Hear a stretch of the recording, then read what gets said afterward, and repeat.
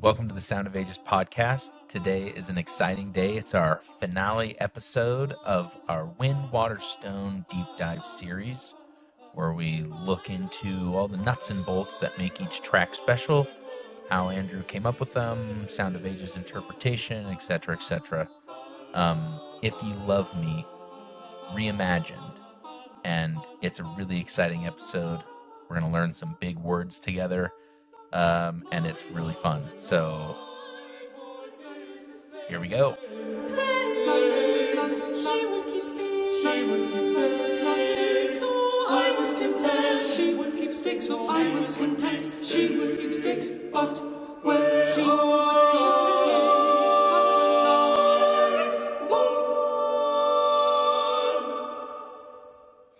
she would be This takes us, Drew, to the conclusion of the Wind, Water, Stone album.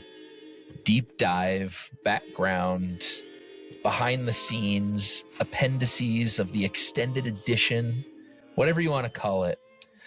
This series of Wind, Water, Stone deep dives is coming to a close. The day is done almost.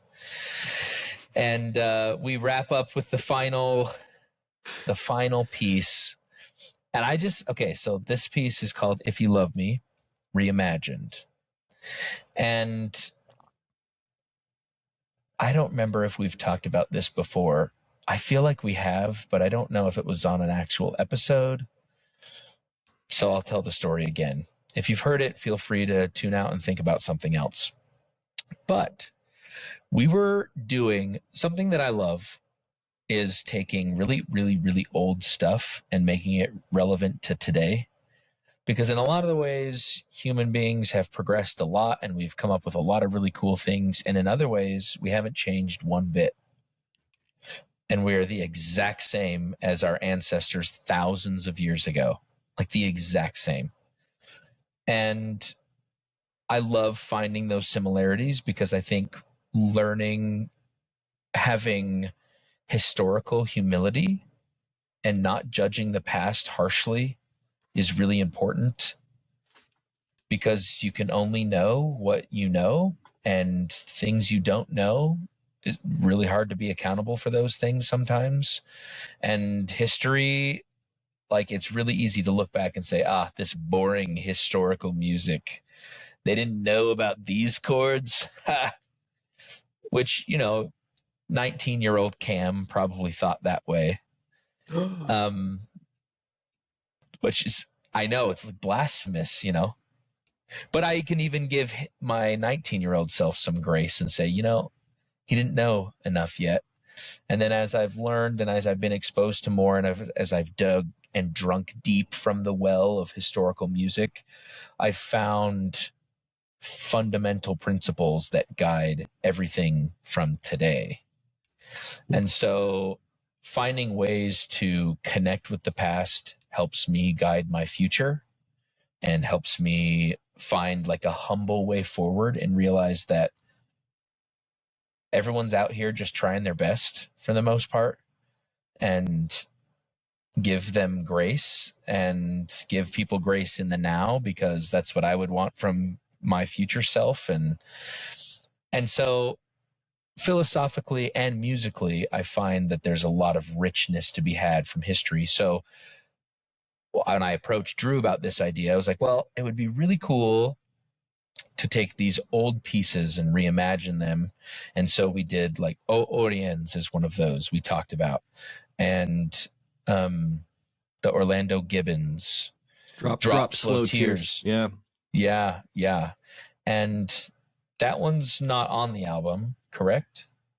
We recorded it. It might be a B-side or something. It's coming in the future, but we recorded it and Drew wrote it, and it's really beautiful and fantastic. And so we were going to do another one based on Dufay, because I love Dufay. He is the spark of Sound of Ages, is Dufay.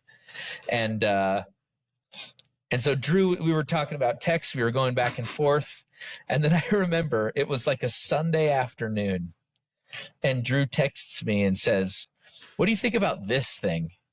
And he sends me like 2/3 of "If You Love Me," reimagined by Tallis.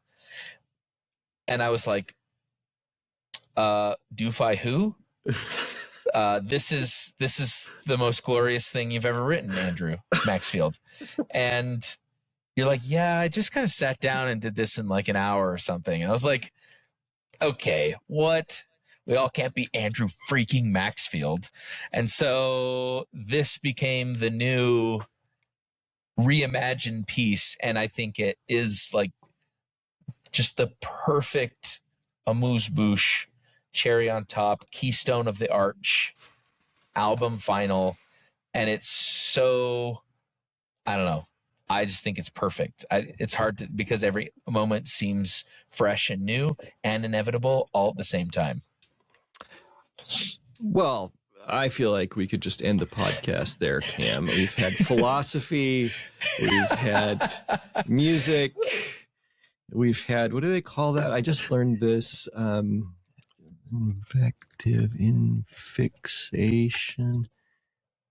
Expletive infixation. That's my newest favorite term. Andrew frickin' Maxfield. That's the second word I ever uttered as a human being, actually. Expletive infixation. Yeah, it was mama and then expletive exfix. I still can't. I don't even know what it is. I'm just kidding. I have no idea. Asphyxiation sounds like I'm being. No, it's expletive infixation. It's where you infixation. Infixation, where you insert an expletive, but we all intuitively know where the right place to insert it is. It's not and frickin' Drew Maxfield. Like, we all know that's wrong. Even though, probably a lot of people would want to call me that. It's Andrew frickin' Maxfield. Like, there's something rhythmically and grammatically correct about that. And primally satisfying to say. Oh yeah. Yeah. I have to confess, it's a subtle quote from Kevin Malone from The Office. We all can't be Michael freaking Scott. Ooh. And so we all can't be Andrew be freaking Maxfield. See, well, I'm not original enough or creative enough to have my own humor, dude. You should know this by now. Well, consider yourselves lucky that you're not all Andrew Maxfield. Yeah, but okay. So Guillaume Dufay, where would you put frickin' in that? I think it'd have to be frickin' Guillaume Dufay because the stress pattern it doesn't. But if it was Thomas frickin' Tallis, that would be the right way to say it. Works perfect. Yes. Thomas freaking Tallis, man. Expletive infixation. I think it has to do with this. Guillaume Dufay. I think it's because his last name has 3 syllables, like Herbert freaking Howells. Yeah, right. Yeah, there's a right way to insert expletives. Now we know. That's Amazing. My favorite recent bit of trivia. But here's the thing. So when I was growing up, my brother, who's just younger than I am, who shall not be named, Stuart, when we all had my headphones cut out. I didn't hear his name. So Stuart. We kids all had to do 2 things every day. One was practice our instrument, and the other was clean our rooms. Right. And that's a tough life, though. Well, but I remember my mom would holler from somewhere in the house, "Stuart, have you practiced?" And you would hear this voice from somewhere else in the basement or whatever. "Well, I cleaned my room." Or she would say, "Stuart, have you cleaned your room?" And he'd say, "Well, I practiced." And it was this genius, brilliant, man. Strategy of evasion. And when we were in the middle of talking about doing a recomposition of Dufay, whichever it was, Stella. I can't. Oh yeah, Ave Maria Stella. I didn't know. I forgot that we had settled on one. That's right. Yeah. That's right. And I literally had it on my piano the Dufay, and I picked up the pencil and I wrote this instead. And it was absolutely. Drew, have you composed the Dufay? I recomposed the Tallis.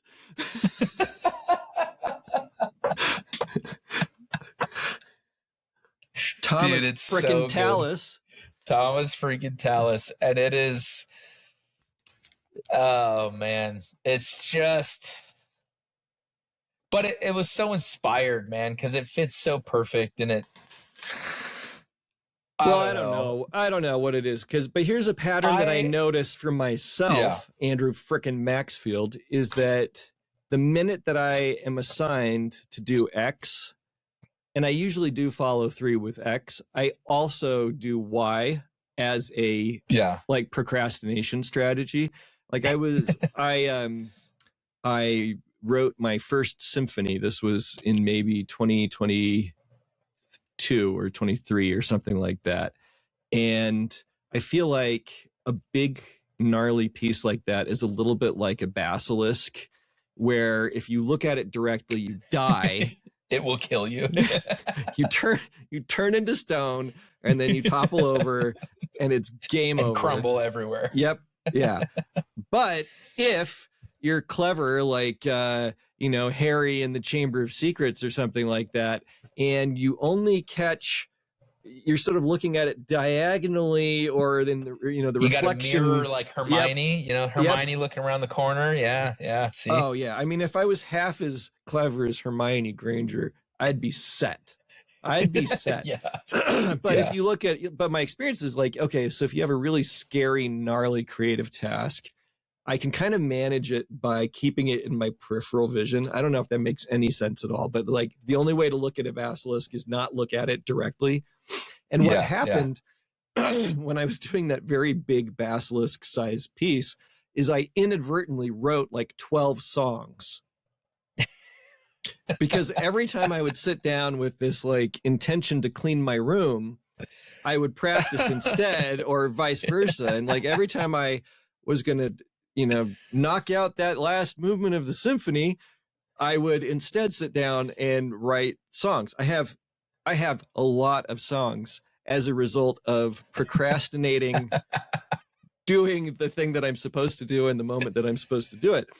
And I finished the symphony. So you look at it and you're like, well, all are awesome. Like, dude, if that method works for you, that is fantastic. Well, I think it gives you the dopamine, right? The quick wins. You can have these quick wins that you lower the stakes. So it's fine if it sounds bad, which opens up your creativity. You get a quick win because it's a quicker thing, and then the dopamine helps you tackle the big. That's how you eat an elephant, one spoonful at a time, or something like that. One bite at a time. What do they say? Whatever that phrase is. You'd need a sharp spoon. Yeah, that's true. But you eat the elephant one bite at a time, and it's like, that's how you do it, though. One small thing, and it helps you get to the big thing. No, that's actually true. I think like on a creative process note, I feel like keeping the pencil moving is always the right answer. And I actually don't feel, I know some people talk about feeling like they have writer's block. Mm-hmm. And I actually don't feel like I ever have writer's block, because somewhere along the way, partly it was reading the book The Artist's Way, partly it was other creative process books, and I just find process very interesting. And the notion of staying in the play state, like the psychological play environment, where it's like I'm not trying to make a perfect thing ever. Obviously. But if I just keep my pencil moving, everything will take care of itself and it'll be okay in the long run. It doesn't matter if I'm trying to like deal with a basilisk, it'll be fine if the pencil keeps moving. And so I really actually I've sort of made peace with the fact that I need to have like two different notebooks going all the time. Yeah. One is for so cool. One is for the thing that I'm intending to write, and the other is for the thing that I write instead. And the thing that's funny is that they feed each other, because like I wrote a song called Questions About Heaven. I had a friend who died young from late stage liver cancer, and it really shocked me, and sort of it was a hard moment, and I wrote a song as a way of like processing that. But then a whole chunk of that song had melodic and harmonic material that wound up in an orchestra piece. And I think as long as my pencil's moving, I'm okay. Yeah. Even if I sit down and say, today I'm going to finally do that do-fi thing, and I wind up with Tallis instead. So that's where this came from. But it's funny to sort of talk about the creative chaos. When there's something about it. It seems like, in the it's written about all over the place, the flow state. Yeah. Right. But the place where I first really read about it was in Stephen Kotler's book, The Art of Impossible, where he talks about how to be a high achiever in like anything. And he talks about Tim Ferriss, who mastered 30 skills in 30 days to like, that guy's a nut job. It was crazy. Like I don't even really know who Tim Ferriss is. I just know that from that book, but like, and this is how he did it or whatever. And then he talks about flow state. And to me, this is like, If You Love Me feels like completely inevitable flow state Drew, where everything, there's nothing that, not that any of your other pieces have this either, of like, oh, there's a moment here where I can tell he had to like really work that bit out. This must have been a real hard day for him. I can tell Drew ate toast and that's it. but I don't necessarily I've never had that conscious thought anywhere, but it literally, and maybe it's because I know the story, so I'm projecting. I feel like you just kind of sat down and wrote this in a couple hours from beginning to end, and then just like signed it, and then we're done with it. Like just one draft, just the end. And because there's something very craftsman-y and flow statey and inevitable, organic, and simple at the same time. This repeated opening. Yeah, I'm just clicking through the score on my end, and honestly, I haven't looked at the score since we recorded it, but I think you're probably right. Partially because like there's no dynamics on my copy. You had to write it all in. No wonder it's a one draft wonder from my end. I think we did a little bit of like light editing, but the version that I have, which is not the marked, I think your version's better because you've got some markings. It does feel like the kind of thing that was written in one sitting. And actually, you know what, that's funny when we're talking about creative process stuff. I think there's something about, I talk about peripheral vision a lot. It's like, so you can't look at the basilisk directly. And if I'm talking about a symphony, it sounds like that's because the basilisk is big. But I think it's true for almost any kind of music that I'm writing, whether it's big or kind of tidy and small like this. There's something, it's a little bit, there's something like you can't look at it directly, but the minute that you get the sense of a thing, you have to start moving your pencil while it's just hovering there in your peripheral vision, near enough to get a sense of what it is. But you can't overanalyze it. You can't come back the next day and say like, oh, well, yeah, I remember that thing. I'll write it down later. You just have to grab the pencil right then and work with that elusive thing that's just hovering right there in the edge of your vision. Because for this piece, of course, I know the Tallis motet. Everybody does. It's this incredible, glistening little gem from the Renaissance that has taught us all so much about composition, and there's so many recordings of it, and it's so great, and I've sung it, and I know it, right? Like I know that piece, and I love that piece, and it's a part of me because I've had this constant exposure to it. And then I was just thinking about the piece, and I thought, oh my gosh, the entire idea of it in terms of the text from the book of John, hinges on the word if. Yeah. Right. And that was kind of a Sunday morning sort of insight. I was like, if you love me, if then this is a powerful, loaded if then kind of structure. And it's like, if this, then moral obligation, life commitment, that. Right. And for some reason, that I don't want to call it an insight, but just observation. I was like, oh, if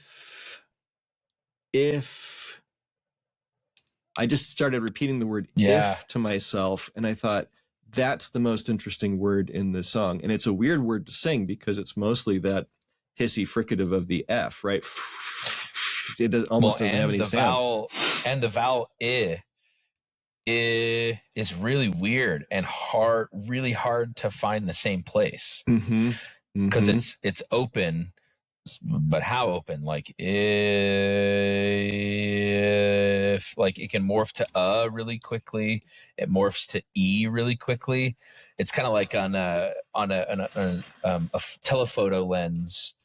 The further you're zoomed in, the narrower the field of focus is. Oh yeah, and so it's like that same thing in terms of the I vowel. It's like really far zoomed in, and so the width of focus and the depth of field is you got to get it just right. And so we kind of had to play with that a little bit until we found the right. If it's like we had to think E, but sing I, and that kind of helped us find the same spot together, you know? Oh, that's funny, because when I remember when I was learning how to speak French, make one shape with your mouth, but say a different vowel. That was really a helpful way to describe making certain, like an U sound. Right, the mixed vowels, yeah. Right. And that was a helpful way of teaching English speakers to form unfamiliar vowels. Yeah. So this piece then, there's a word palimpsest. Do you know this word palimpsest? It's an odd one. Not I'm learning all kinds of cool words today. Palimpsest. Yeah, the expletive asphyxiation, the expletive asphyxiation. Okay, so a palimpsest, it's a manuscript page where you can see layers of other ink through itself. So you can see like some sort of vestige. Like, so if you think about a musical manuscript, you can see maybe like original stuff that's then been scratched out and written over the top of. I always think about it as like seeing layers of drafts over the top of each other or something like that. Yeah. And or like you scrape away, or like in painting you scrape something off so that you can start again, but you still see a little bit of the original, even though it's been scraped away. And so this piece is very much a palimpsest in that way, because I wanted to take Tallis's material. Frequently it's the melody, sometimes it's inner voices and not the melody, but I wanted his stuff to be audible. Like I'm not playing like I'm not playing a game where I like really deeply bury his ideas. I don't want to play that game. In fact, I want them to be right there in the foreground, but constantly kind of recontextualized by having different surrounding material. And so if you look at the piece and you say like, if he loved me, it's like, oh, it's right there. It's right there in front of us. But you're going to see Tallis. It's as though I took Tallis's manuscript or something like that, and I composed my own thing over the top of it and you are constantly like, wait a minute, I think I hear Tallis in there, but there's a lot of Maxfield stuff getting in the way. Well,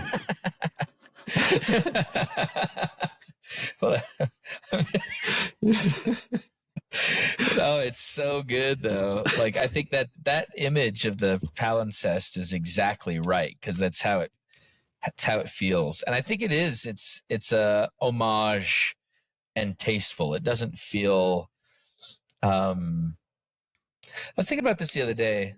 This is beside the point. Maybe we don't have time, but I was thinking about, like, it's like you get to a level where you have enough skill and you've built the like career capital enough to sort of do certain things. And so I think about performing pieces like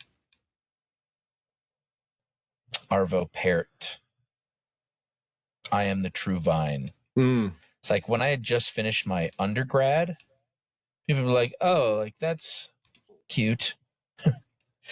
And which, and so I think, but from a composer standpoint, where it's like, if you were to arrange, I remember what got me thinking about this is when you reached out to that artist about arranging one of his songs. Ooh, yeah. And I was like, imagine being like Ed Sheeran and having someone reach out to you. And I was just like, yeah, you have this newbie who's never done anything. You would kind of say, nah.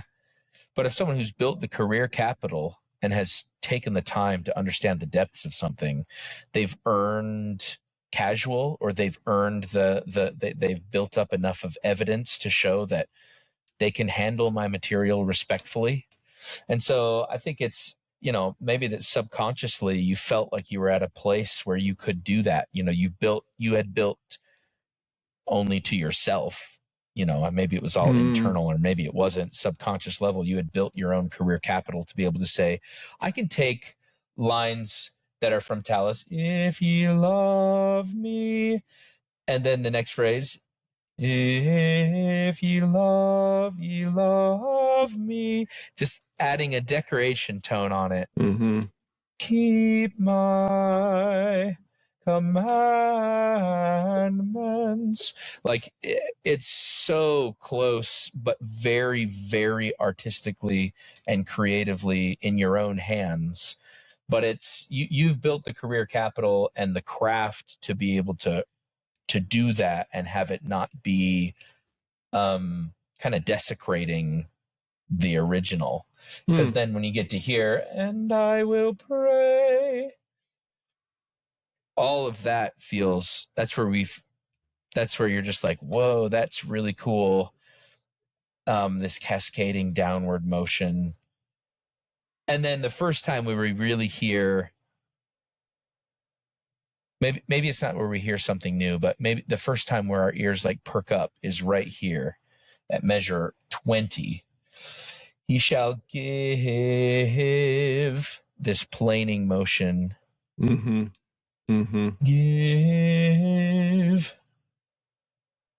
Sorry, what was I going to say? Oh, this planing motion, kind of like we talked about last episode in Day Is Done, with this, B flat, and then all of a sudden we have a D flat, A flat, B flat, just this gently rising up a half step before it gets back to you on measure 21 there, like resting back down. That's like a really, whoa, leaning in, audience leaning on the front of their chairs moment, before it kind of comes back into adjacent or homage paying harmonic and melodic ideas from Tallis. But there's this blossom moment, and then it kind of comes back to what's the original. And then we could go on and on about what's Tallis's seeping through and what's Andrew's covering it up, and how is that back and forth. If we're, what is that word again? Palimpsest. And that Palimpsest, metaphor, if palimpsest, if we keep that metaphor going, where it's like, which one is, and I think, here at 28 is definitely a Drew moment. It's very, very cool that he may bide with you, kind of tension building, that he may bide with you forever. And then forever, we hear the resolve. And this is one of those cool moments here, 33, where it's like, it's almost like a different dialect of Tallis, because you have the spirit of truth, but the way he comes about it from the E instead of a fifth jump from a D or whatever, or a C, I guess it would be. The spirit. C comes in from that E, and it gives that major seventh sonority here. Is really like, oh, that was really clever. I thought that was really a clever moment into this flat 7 or E flat chord, on top of then Tallis seeping through. Like, this is a complete moment where we start to see both at the same time. Anyway, we could just go through measure at a time, but we don't necessarily need to do that now that you've kind of heard and seen some of it, Yeah, I guess we don't need to go measure by measure, but I think a couple things that you've said are interesting to me. One is that sort of searching for simplicity on the far side of complexity. And I think artists will generally get that basic idea, because when you're young or new to an art form or a craft, just wrapping your hands around the technique and materials is already hard.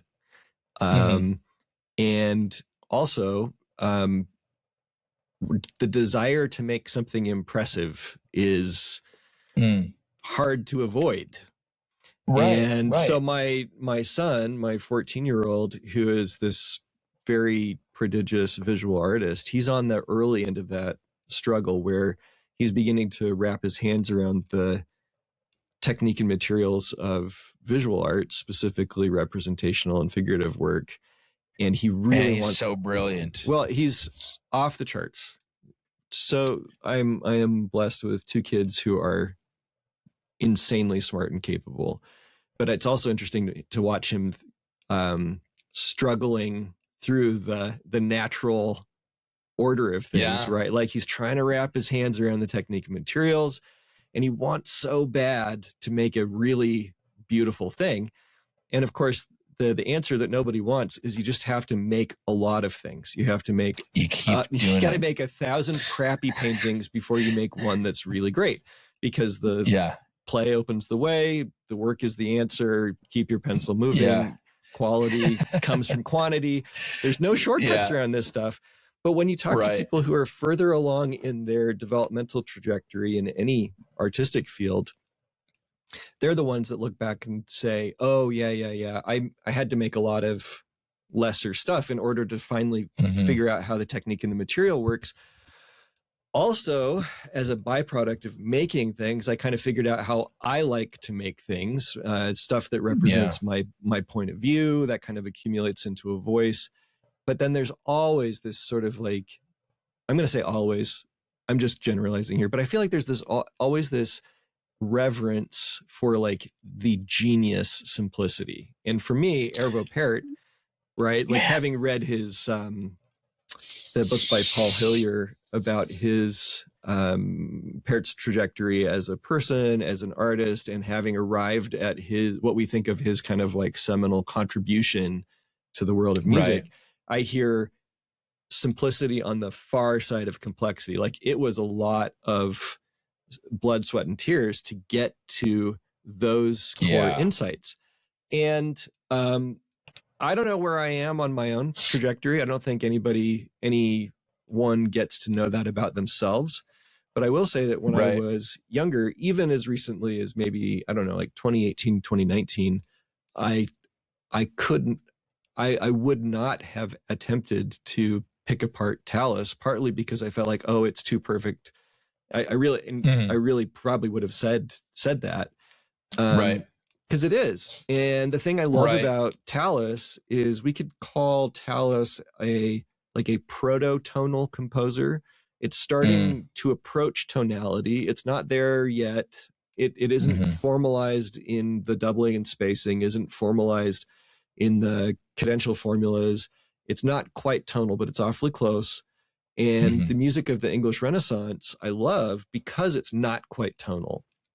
And you can hear them reasoning with themselves about what is consonant, what is dissonant. It's very definitional. That's what I love about Renaissance music generally, is that they're still writing the dictionary. It's not like you know, you get into later periods, and of course everybody's always pushing boundaries, but once you hit the common practice period, it's kind of like you've got the dictionary. Okay, now make sentences with all the words that already have been defined.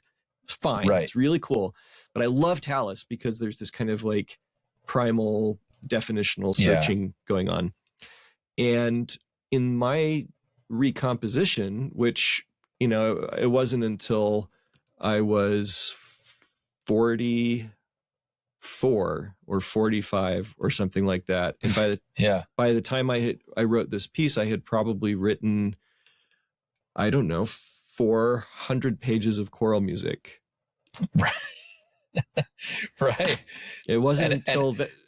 And it's just so fascinating because it's the tip of the iceberg. It's like Steve Jobs said, of you can't connect the dots of your life looking forward. You can only connect them looking backwards. And it's the same kind of thing where it's like, now you can sit there and you can say, like, I wrote 400 pages of choral music, and like this is one of a small little catalog of representational works that are there's the really, Jan LaRue. It's what happens when I don't breathe a lot when I sing or when I speak. I yawn a ton when I sing. It's one of the things I've been working on. That's what that sounds like. Should you breathe more? I need to breathe more, probably. Okay. Hashtag and like goals. Relax. Hashtag goals is breathe more and relax my breathing. Anyway, it feels really representational of you finding your way now, where the trees of complexity are thinning, and you're coming across on this other side now. Because even moments like this, so 37, 38, 39. Even the spirit, or as they do say in the Tallis setting, the spirit of truth. Yep. Of truth. And it's so Drew, and it's this little cheeky moment where spirit of truth is what you want it to sound like. Spirit of truth, so Tito. And then he just, spirit of truth. And you just hang out on the E there and you don't resolve it to one or home bass or tonic or whatever you call it. Well, the alto does it here, and the E just hangs out. The bass does resolve. It's just on beat 2 of the next measure. Of the next bar. That's where you get the completion. It's just after you're hoping for it. And I think that kind of thing is it's really subtle. It's really, but it softens the edges. One thing a video I watched yesterday was about cinematic videography. Ooh. And one of the things they actually intentionally, there's a mode setting on the camera where for certain effects, they actually lower the sharpness of the edges to give it a softer but more cinematic look. And that, to me, this is one of those exact same moments where it's softening the edges. Here's the resolution way over here in this voice, but not in this voice. This voice moves up now. And so it just blurs that edge, and it keeps us propelling forward. Well, some other time I can show you a passage in I think it's the Well-Tempered Clavier F minor prelude, where that insight first was sort of made clear to me. You give a line a sense of inevitable destination transmit that inevitability to the mind of the listener, but then you complete it later than they were expecting. And that's an exciting and maybe cheeky thing to do, like you're saying, but exciting anyway, because it just keeps the momentum of the thing moving. Yeah. Because it's not done until it's done, right? Till it's done. And maybe absolutely. I do that too much sometimes, because when we did Stations of the Cross, which we've talked about in other episodes, I mean, I basically resist a final cadence until the end of the piece, which is an hour of avoiding closure. That's a long time to avoid closure. But in the micro moments, like the one that you just showed, that's me trying to give something a sense of inevitability, but then delaying the payoff of that sensation just a little bit longer. And I feel like it keeps people wondering. And then, there are other things, like on the bottom of page 6, measure 34. Wait, 54? 34. So bottom of page 6. I'm on the bottom of page 6. And that is measure you're using 54. That's because you have like the final version. I don't even know what. So even 30. It's when it's 34. There it is. There it is. Yes. Yeah. There you go. Yeah. You go. So. In the upper voices, in the spirit of truth, I listened to that and I thought, I want to hear that cascading over the top of itself. And it's Tallis's line, but and in this era, his era, you wouldn't do a move like I'm doing. It wouldn't have made sense to anybody sonically, I think. Although I feel like you kind of hear it in a cathedral. You can imagine this in a cathedral environment where you're hearing these things echoing off walls, right? But this sort of formalizes the idea. And so it's taking the material that he already offered to us and playing with it. Yeah. And then pushing into it a little bit of my own curiosity in the same spirit, like I was saying before, of definitionally playing with what is consonant, what is dissonant, how do these sounds play with and against each other, and how do we make something feel inevitable but then not deliver it until a little bit later than expected. I think that this is another brilliant moment, and that because the B flat against the A, and then the A against the G, like these parallel dissonances that it just kind of, you're right, they wouldn't have done this in that way, but it's still so familiar. It sounds familiar, and it feels like we've heard this exact setting before, even though we haven't. And then I think, we have this beautiful climax moment here, and then it comes down, and we hear the guitar. We return to this exploration of if. And then my favorite part is because it feels like it should end in F in a lot of ways, right? And then you have this kind of thing here, meaning like the C is acting like the pre-cadence dominant thing, and this A, but then you just melt the A down to a G, and it feels so settled in C major. And it's one of my favorite moments when you have every note in the C major chord anticipating it, but you just hang on to that A that's in the previous chord. And you have this A minor / whatever. And then just one step, one subtle shift of the color, and now it's all in focus. And it's just, I love the ending of it. So I love it. I love this whole piece. It's one of my favorites, if not my favorite on the whole album, because it represents so many of the things we've been talking about: your voice, your skill, your craft, marriage of old and new, bringing in with the guitar. Like philosophically and musically, I think it represents a lot of the things that you individually, me individually, and us as like a team as a collaborative partnership have been talking about, thinking about, working on for years, so Well, there it is. Just ask me to do my practicing and I'll clean my room. Perfect. So let's I'm going to play a recording from YouTube. I'll find one of the original Tallis and then with the score, and then I'll piggyback that with Drew's settings so you can hear them back to back. So then you can really hear the palimpsest moments kind of coming through the manuscript, and we'll take you through both of them. Let's do it.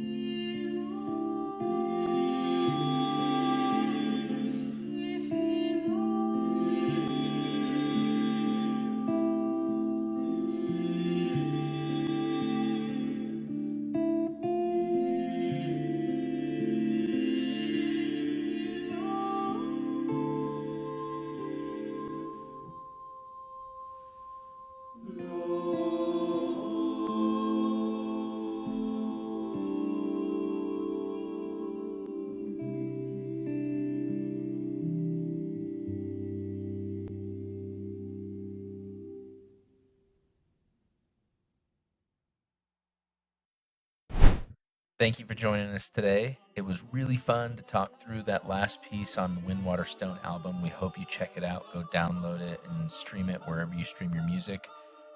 EP or LP vinyl records of that are coming in the fall.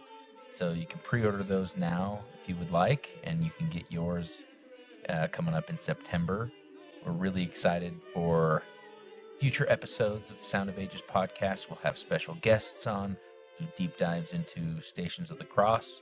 We'll do season announcement where we announce things for the upcoming 26-27 season, do pre-concert lectures, so you can always be having a look behind the curtain at what Sound of Ages is doing. So be free and be sure to subscribe, like the channel, subscribe to new videos, hit the bell for notifications.